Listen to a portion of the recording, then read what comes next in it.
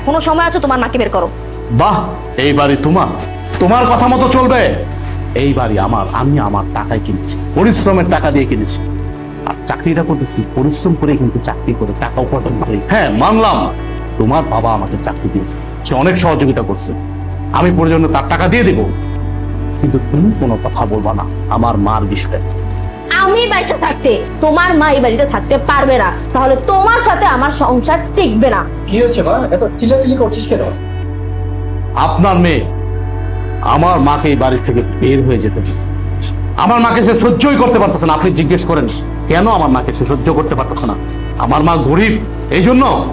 বাবা দেখো, মহিলার দিকে তাকাও। এই সেই মহিলা যে কিছুক্ষণ আগে আমাদের কাছে চা বিক্রি করেছিল। আর উনি আমাদের কাছ থেকে টাকা কেন নেয়নি জানো? কারণ উনি আমার আদরের শাশুড়ি, আমার এই হাজবেন্ডের একমাত্র মা, ফকিন্নি মা, যার কারণে আমাদের কাছ থেকে টাকাটা তখন নেয়নি সে।